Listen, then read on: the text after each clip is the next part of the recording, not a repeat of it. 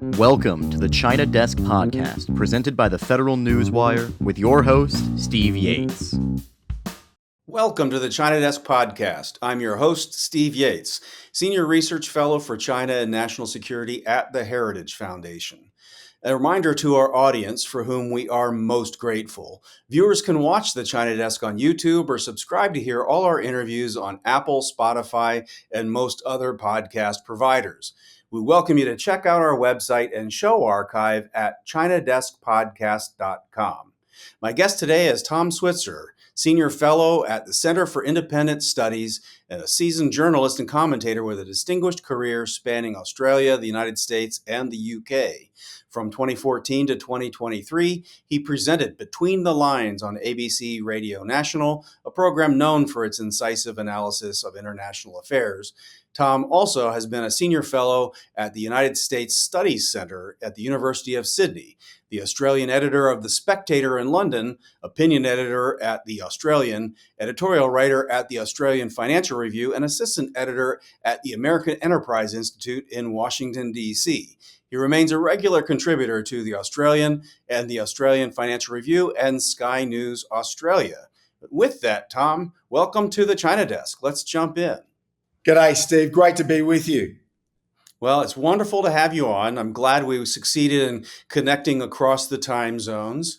And as I warned in the pre-show, we love to talk a little bit about the people that are our guests before we get into the nitty-gritty. The question I love to throw out to anybody to get the juices flowing is, when you were in grade school and they said, what do you want to do when you grow up? Did you say, I want to be in the media talking about international affairs? Or were you the kind of guy that said, no, I'd like to be a policeman or a fireman? I was a very competitive athlete. I was an 800-meter runner, and I won the Australian Schools Championship. So I had delusions of grandeur, Steve. I wanted to represent Australia in the Olympics, but then I had a bad injury. But it was a blessing in disguise, because when I was at university, I had no interest in academic life, no interest in American politics or history. But because I was lying on my back after an operation, I had nothing to do. I started reading about American foreign policy and American politics and American history, and I fell in love with the subject. That's excellent. So, go get injured. This to our audience, go get injured, get laid up for a good season of time, get some good general reading on foreign policy and history, and off you go. Your career is chosen. So when you recovered, what was sort of the pivot into journalism for you? Well, you see, I was at university at Sydney in the early to mid-1990s, and this was, as you know, the time of what Charles Krauthammer called the unipolar moment. Francis Fukuyama had just written The End of History, which represented the triumph of Western liberal democracy. And as a young student, I fell in love with both Fukuyama and Krauthammer, and I subscribed to what we would call a neoconservative worldview. But then over time, I got, to use a neoconservative expression, I got mugged by reality, and I became known as a foreign policy realist. That is an excellent turn of phrase and describes the journey that I think you have some fellow travelers on. But it's kind of important for all of us as we go through things to every once in a while read the feedback and maybe question some of our assumptions and discover, hey, maybe I am this other category. Well, I think a classic case is China policy, because like many people in Australia and America, we were convinced that the more China would engage with the world, the more benign it would be abroad and more liberal and pro freedom at home. Again, we got mugged by reality. Yeah. Well, talk a little bit about what that early period was like, just in coverage and commentary, because with a lot of our guests, we like talking about what the perceptions were at a particular period, and then talk about the inflection points along the way that really shaved our perceptions in different ways, and what sort of the key forces were that moved those trends. But 1990s in Australia. How would you describe the way Australia was looking at the U.S., the region, and China? Well, I think the United States alliance, which has been centrepiece of Australian foreign and defence policy since the 1950s, early 1950s. That was still very much the centrepiece throughout the 1990s. And China was seen as a great opportunity for more commercial engagement. And frankly, it made perfectly good sense to engage with China over many decades, because that extensive trade relationship that developed helped make Australia more prosperous.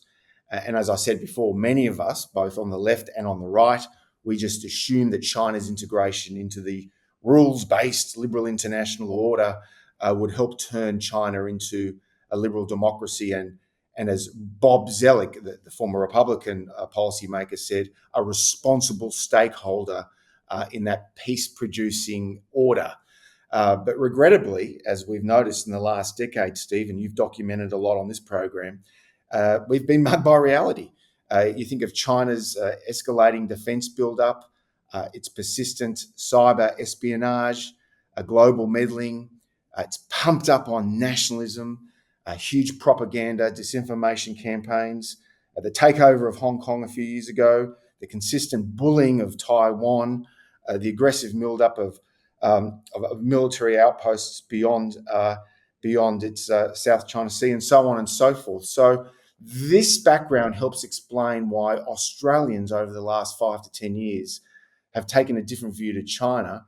But what's complicated things is the United States. A lot of Australians, and I don't agree with this, think America is unreliable and too erratic, and we can't trust America to keep in check that more aggressive and assertive China.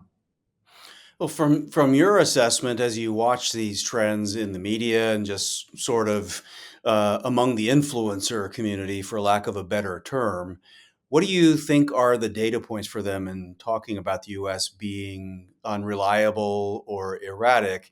Is it what we would call Trump derangement syndrome from a particular point of view in the United States? Is it the tariffs that shocked the world?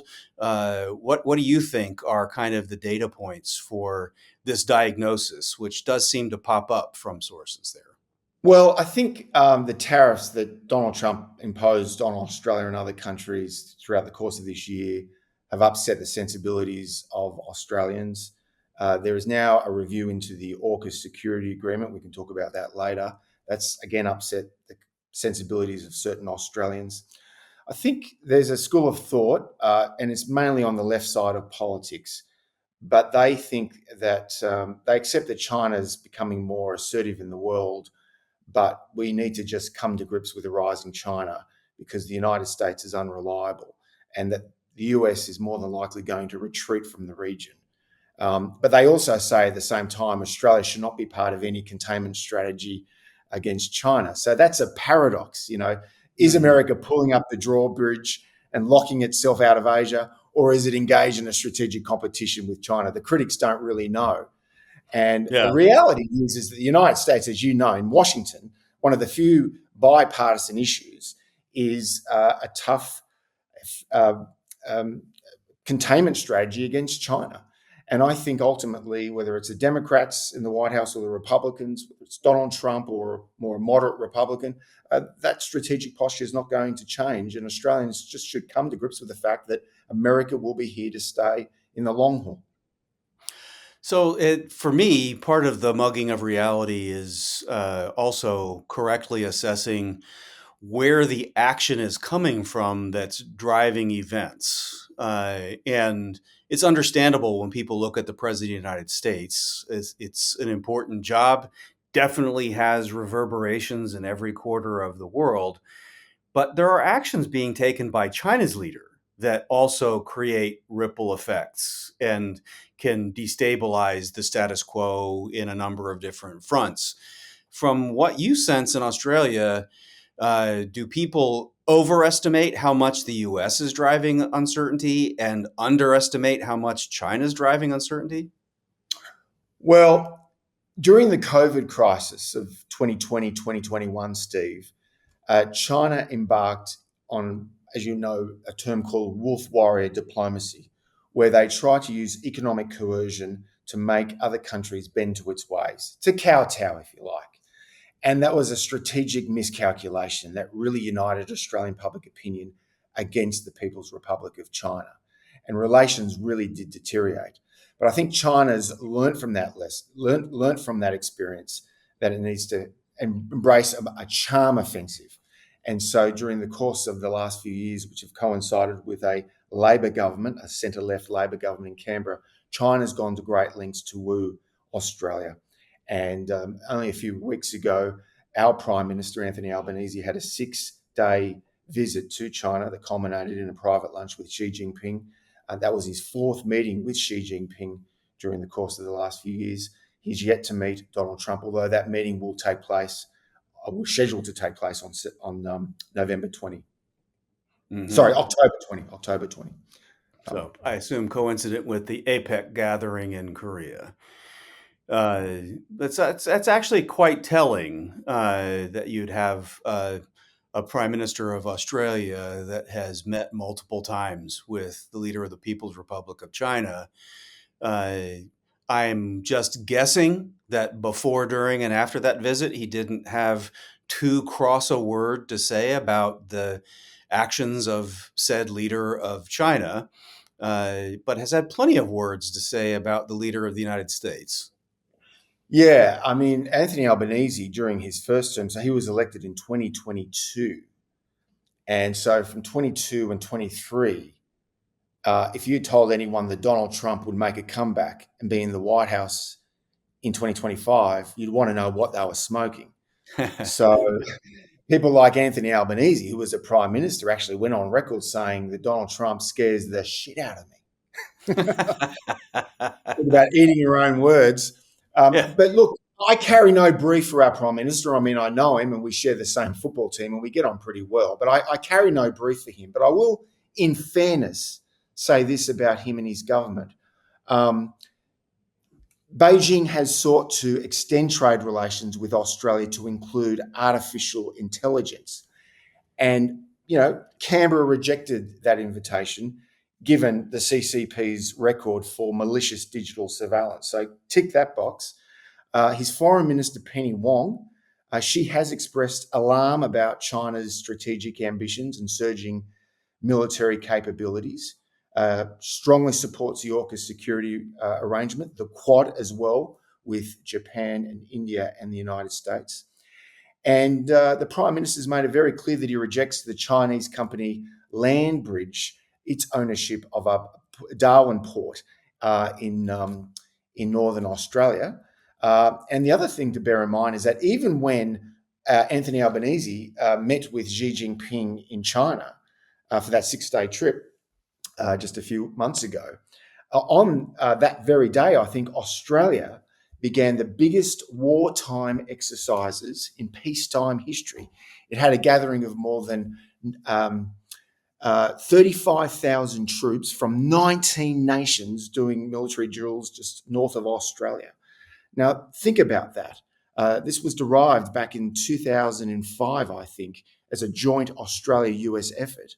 The last time this was conducted, 13 countries were involved. Now it's 19. And the point here is that the coalition, the anti-China coalition, grows as anxiety about China increases. And Australia is on that bandwagon. So I say all of this just to be fair to our Prime Minister. Yeah. Well, I admire your diplomacy and decorum and good courtesy to the sitting government. But I also know that you are completely capable of going on air and giving a sharp critique when called upon as well. So in fairness to you, we want the audience to know that this was not just a big wet kiss to the sitting government, but just be trying to be analytically fair here. But talk a little bit about how Australians perceive themselves as a power. There's an article that you shared with me prior to the program that sort of talks about Australia being a middle power and having to find a way about being careful about how much to throw its weight around. Australia is spending what it may consider to be a reasonable or fair percentage of GDP on defense. And yet I strongly suspect that we have an administration in the United States that says you can and probably should do more given that you have some responsibilities in this region. And as a thesis of Trumpism and the America First foreign policy, it's to push our allies to take on more responsibility. But as they do so, we will also be there as a reliable partner. I don't know that latter part's made it into the Australian discourse quite as much, but maybe go back to the beginning part of the question of how do Australians see themselves as a power in this new environment we are in 2025? Well, since 1901, when Australia became an independent nation state, our policymakers and the public at large have sought a very close security relationship with what a former Prime Minister, Robert Menzies, called our great and powerful friends. So for the first 4 decades of the 20th century, that great power was obviously the Great Britain, a declining but still formidable presence in the world. And since the early 50s, as I mentioned before, it's been the United States. That's filled the void as our great and powerful friend. And that is still the case.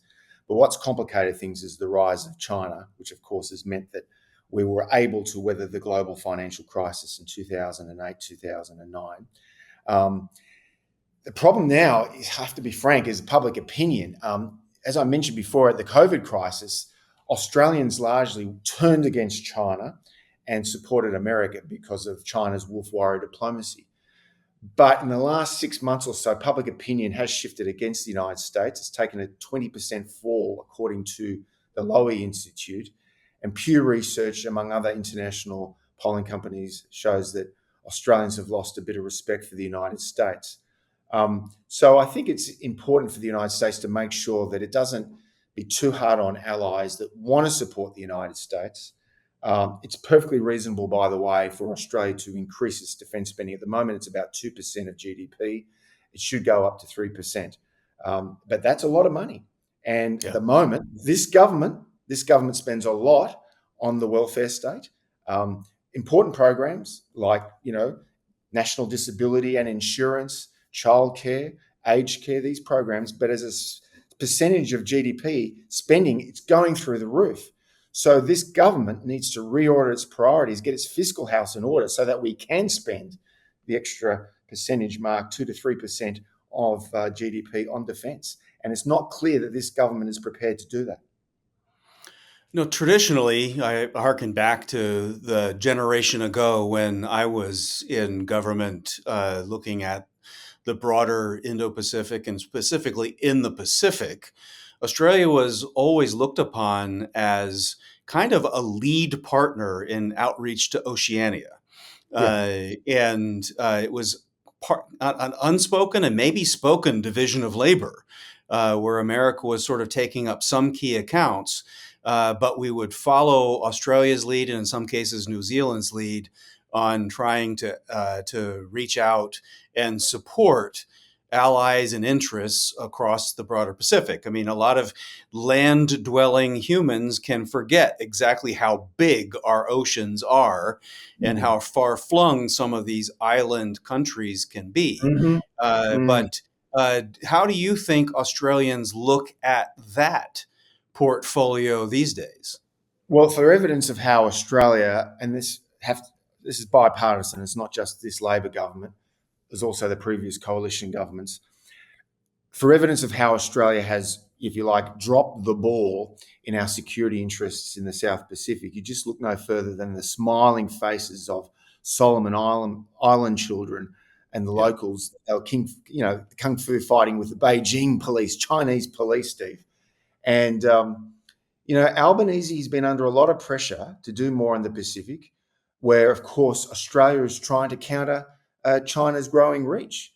And he's been trying to clinch wide-ranging security pacts with Vanuatu, Papua New Guinea. It's been a very tough and difficult process, but we're getting there slowly but surely. And these are landmark defence treaties, which is designed to counter China's growing influence and power in our region. And I think from Washington's perspective, they probably feel that Australia has dropped the ball. But at the same time, I'm not sure that the United States itself has been so focused on the South Pacific. So bear that in mind when you're talking about China. It's not just about East China Sea and the South China Sea or the Taiwan Straits. It's also about China asserting itself in the South Pacific. For sure, that is one of the things that has been a hard brief for people to swallow. They often and China tries to reinforce the idea that they're a continental power and they're a threat to no one, and they're just looking to invest in trade and everyone will get along. And when it comes to the military modernization, it's to protect China, and it's near abroad.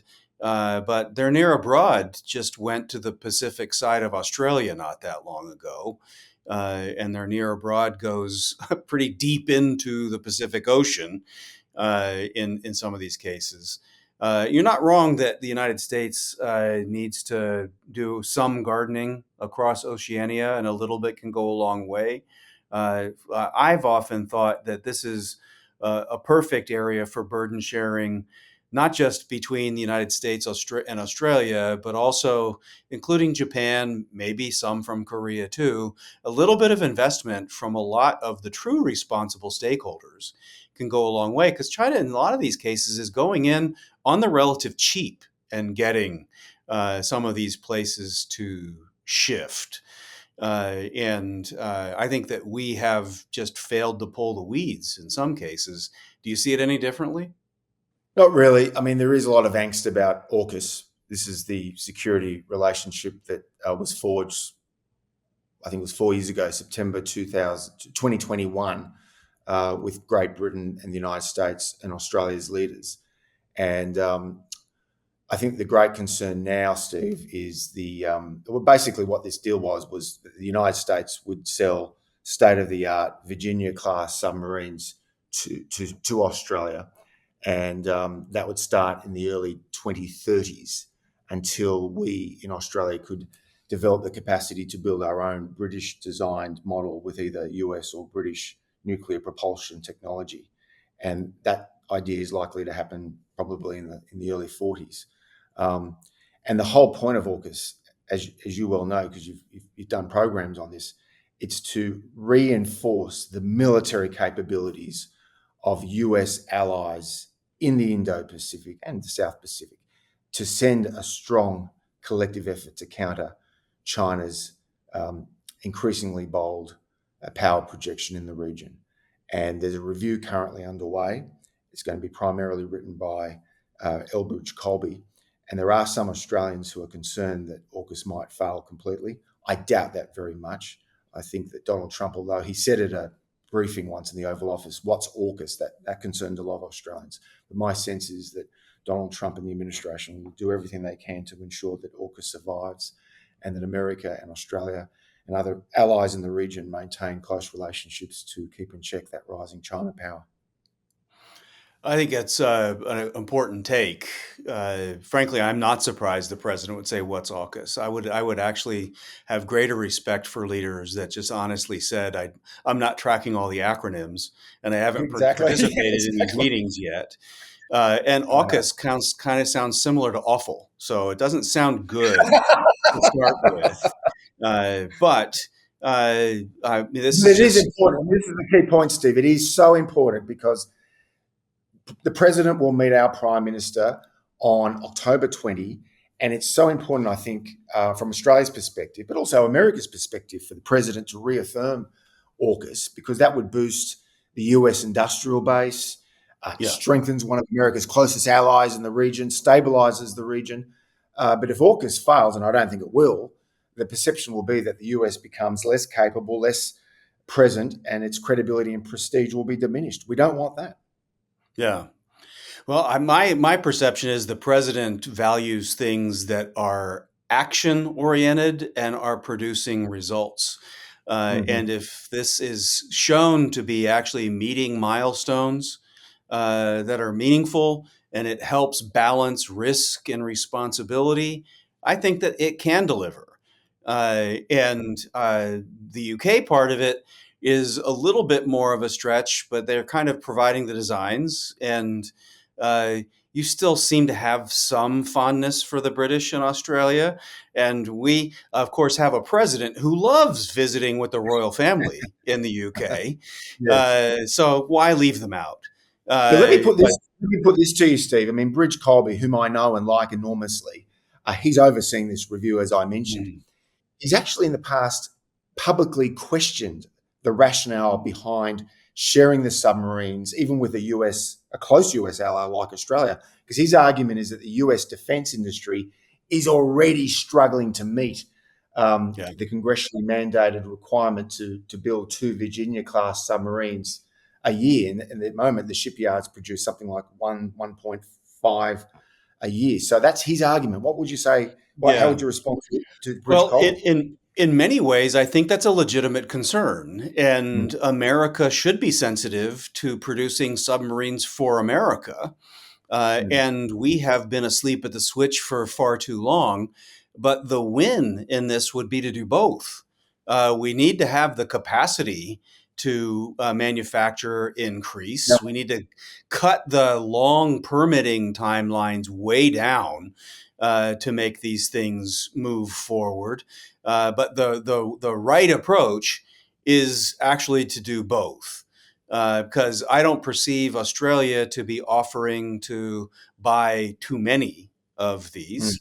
But the United States should be asking, wait a minute, it's one thing to produce these for an ally. Are we producing them for ourselves? But I don't look mm, at it as an either or. It should be a both.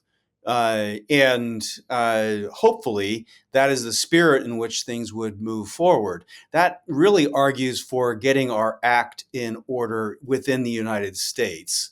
And that would be a worthwhile conversation for the AUKUS leaders to have of where are we? Basically, I think that our allies should take the following tone. We're your friend. We look forward to doing business together with you. We trust you and we have a long history and we like our relationship. We want this to deliver for both the American mm. people, but also for this coalition that we are forming. What can we do to help you accomplish what you need to deliver for yourself and for us in this? And that, I think, just opens the door widely.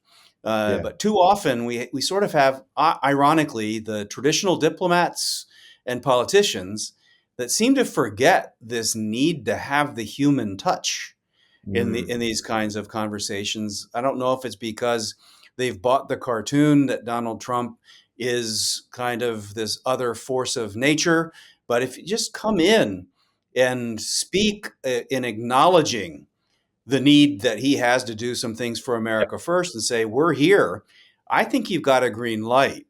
yeah, And if you don't do that, that's where the stumbling blocks come. But I know yeah, that Bridge is grappling with how to balance these things. yeah. Well, I think one myth that has certainly been dispelled, should have been dispelled, is this idea that Donald Trump represents isolationism. Because you'll often Yeah. hear this in Australia that Trump's an isolationist. Yeah. And He's honestly, so any evidence isolated. He was standing with 30 world leaders in Egypt talking right, about a comprehensive change in regional policy. So right, exactly. he's the worst isolationist ever.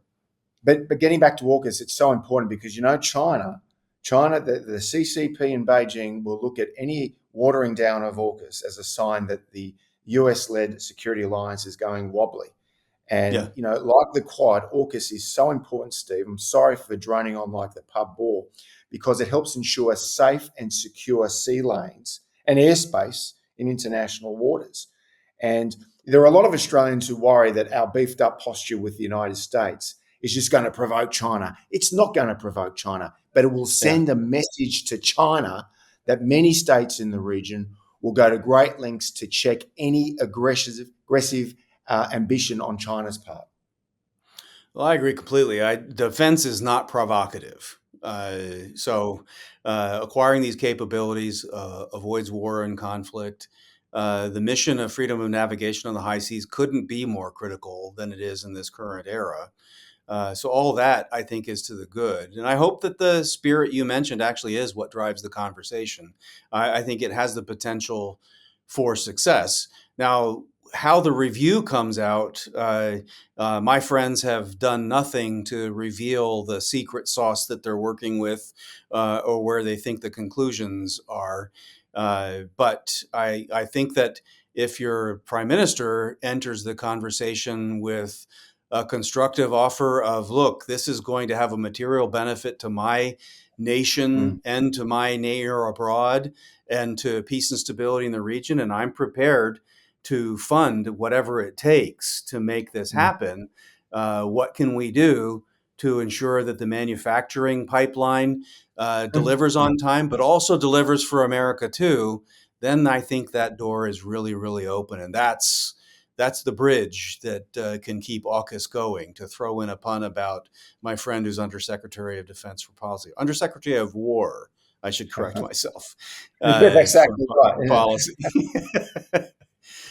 Well, let's talk a little bit about uh, maybe some of the changes within Australia that we've alluded to a couple of times. I mean, the COVID period was formative in a lot of different ways. The wolf warriors were present for a time. We've done a fair amount of talking with guests, and we have some investigative journalists in the United States that have looked at kind of the internationalization of United Front organizations, things that result in oppression of dissidents. Sometimes those dissidents can be your own citizens. Mm. We have a friend, Andrew Phelan, who had an unwelcome knock at the door in an inopportune time.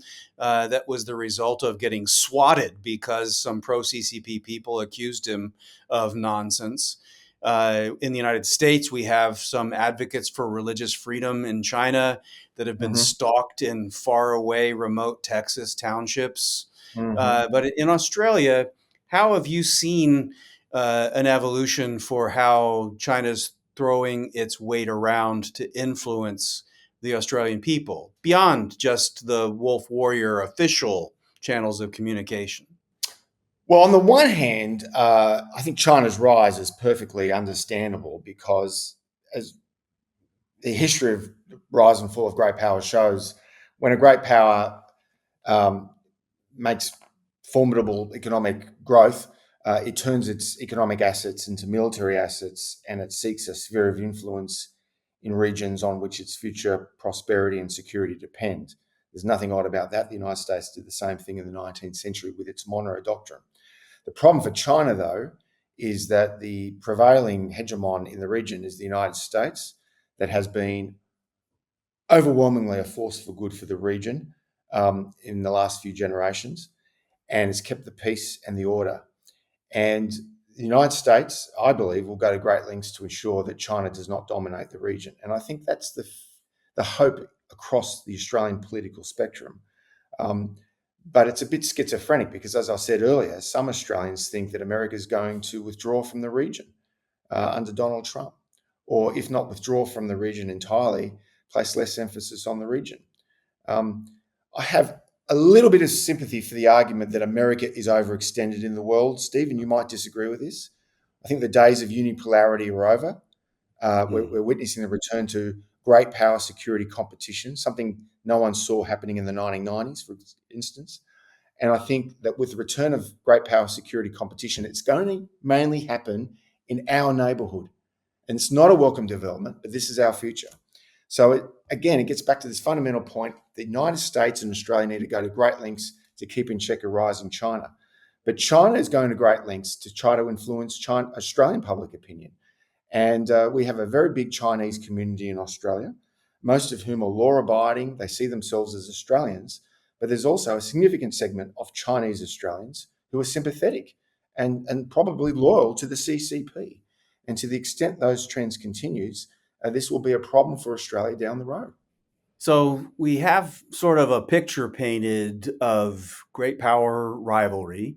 I'll leave it to you to put into your own words how to try to frame this. But if we look into the coming decade plus, we have kind of a great power rivalry. We have allies who, regardless of what China is saying or what the United States is saying, we have some allies who have some decisions to make among themselves about do they see a way to seek economic opportunity with China while balancing against the security risks by staying close to the United States, or do they really need to somewhat pick a side?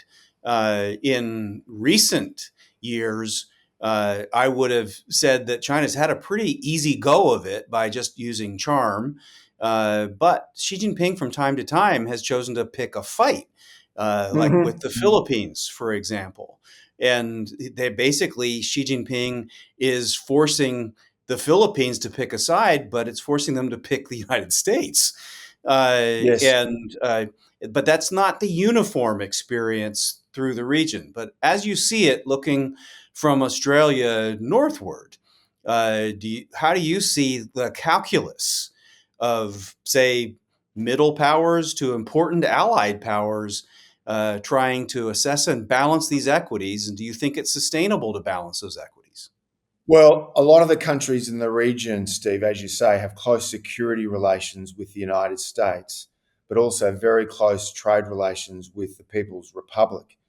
Think of Thailand, Japan, South Korea, um, and Singapore and Malaysia and Indonesia and obviously Australia. And I've used this line before. It's like riding two horses simultaneously. The most important security partner is the United States. The most important trade partner is China. And riding two horses simultaneously gets very difficult when one of those horses is becoming increasingly aggressive and erratic. That's China. And from the perspective of some Australians and people in the region, the other horse, the United States, is becoming less reliable. And look, we should be frank. The United States has experienced something of a crisis of confidence. Some might say it goes back to the end of the Vietnam War era and with Watergate.